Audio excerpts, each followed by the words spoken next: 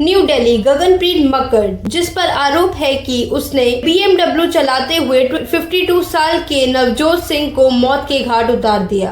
अब इस बात पर सवालों में है कि उसने घायलों को न्यू लाइफ हॉस्पिटल GTB नगर तकरीबन 20 किलोमीटर दूर क्यों ले गया, जबकि एक्सीडेंट साइट के पास ही कई बड़े और अच्छे हॉस्पिटल्स उपलब्ध थे। फैमिली लिंक सामने आया। Ministry of corporate affairs MCA database और इन्वेस्टिगेटर्स के मुताबिक मक्खड़ के परिवार ने न्यू लाइफ हॉस्पिटल से गहरे संबंध हैं।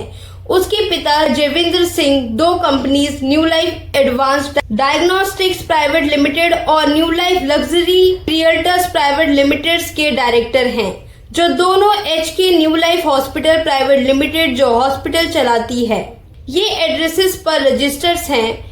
एक डायरेक्टर जो न्यू लाइफ हॉस्पिटल में है, वही कंपनीज में भी सिंह के साथ बोर्ड पर लिस्टेड है। पुलिस सोर्सेज के हिसाब से सिंह डॉक्टर हरीश कुमार का मामा है, जिसने 1992 में न्यू लाइफ हॉस्पिटल की स्थापना की थी। कोविड पैंडेमिक के दौरान डॉक्टर कुमार की मौत के बाद उनके बच्चों ने हॉस्पिटल का काम संभाला। विक्टिम की वाइफ की शिकायत। नवजोत सिंह, जो यूनियन फाइनेंस मिनिस्ट्री में डिप्टी सेक्रेटरी थे, अपनी पत्नी संदीप कौर के साथ बाइक पर थे जब BMW सेंट्रल वर्च टकरा के उल्टी और उनसे टकरा गई। 14 सितंबर को धौलाकुआं पर सिंह को हेड और लिम्फ में गंभीर चोट लगी और उनकी मौत हो गई, जबकि कौर को मल्टीपल फ्रैक्चर्स हुए।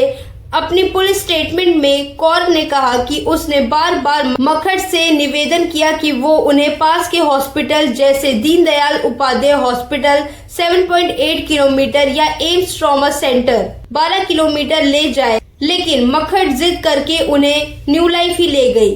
कौर ने कहा, मेरे पति बेहोश थे और तुरंत इलाज की जरूरत थी, पर उसने मेरी बात इग्नोर करके दूर ले गई। पुलिस की सबमिशंस के मुताबिक न्यू लाइफ में कौर को स्ट्रेचर्स पर छोड़ दिया गया, जबकि मक्खड़ अपने छोटी मोटी चोटों के बावजूद ICU में एडमिट हो गई। इससे मेडिकल रिकॉर्ड्स मैनिपुलेट करने का शक उठता है। पुलिस ने बेल का विरोध किया। पटियाला हाउस कोर्ट में दिए गए अपने रिप्लाई में दिल्ली पुलिस ने मक्खड़ की बेल अपोज की और कहा कि उसने मालाफाइड इंटेंशन के आसपास के हॉस्पिटल्स इग्नोर किए। पुलिस का कहना है कि इस डिले ने नवजोत सिंह की जान ले ली। पुलिस ने ये भी कहा, मक्खड़ को ICU लॉबी में इधर उधर घूमते देखा गया, पर विक्टिम्स का इलाज इंश्योर नहीं किया। उसने फैमिली मेंबर्स को कॉल करके विक्टिम्स को न्यू लाइफ डाइवर्ट किया। उसकी कॉल डिटेल्स रिकॉर्ड्स अभी इन्वेस्टिगेशन में हैं। उसका पति परीक्षित मक्खड़, जो कार में बच्चों और मेड के साथ था, पुलिस के सवालों के जवाब में अवेसिव रहा। इको वैन के ड्राइवर ने कंफर्म किया कि मक्खड़ ने उसे स्पेशली न्यू लाइफ ले चलने को कहा।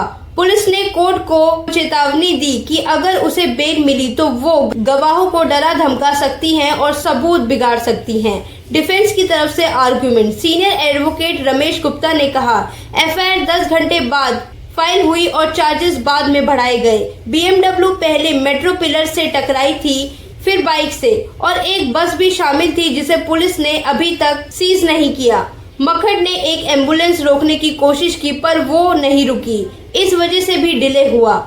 उसके अपने पति और बच्चे भी इंजर्ड थे और उसने अपनी पूरी कोशिश की ट्रीटमेंट अरेंज करने की। विक्टिम फैमिली का पक्ष। एडवोकेट अंकुश मुंजल ने, जो संदीप कौर का केस लड़ रहे हैं, कहा, मेरी क्लाइंट खून बहाते हुए बार बार निवेदन कर रही थी कि पास के हॉस्पिटल ले जाओ, पर एक्यूज ने इग्नोर किया।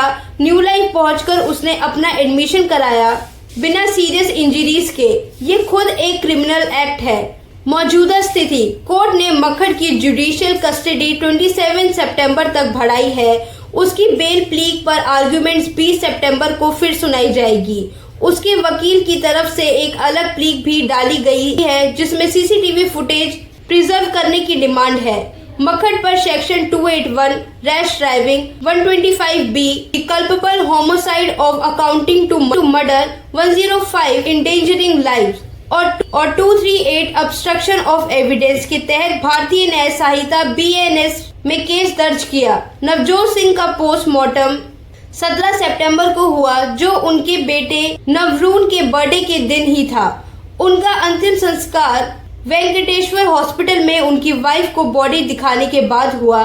देखिए, we moved an application under section 94 of the BNSS for preserving of the CCTV footage of the place of incident, and this application was moved. And for today, the notice was issued to the concerned IO, and in that reply, IO has given a very evasive reply stating that हमने concerned person को notice किया है कि वो CCTV footage का preserve करेंगे और supply करेंगे. It's been now 4 days since the incident, and this case has taken a total somersault. जो initial allegations थे, अब CCTV जब कंसर्न पुलिस ऑफिशियल्स ने जब स्टेटमेंट आपको मीडिया पे दी तो उन्होंने बताया कि CCTV फुटेज में जो एलिगेशन है FIR में उसका कॉन्ट्ररी है जो CCTV में दिखाई दे रहा है. So that means they have seen the CCTV footage. The concerned police officials have the CCTV footage, but today they have stated a reply, written reply stating that हमने concern person को notice दिया और अभी हम उसकी concern person की CCTV की reply की वेट कर रहे हैं. We have argued this matter before the court, and court has passed directions to the concerned SHO to preserve this CCTV footage relating to the entire case as well as the. Thank you for watching Newsful by Yashika. Keep supporting us.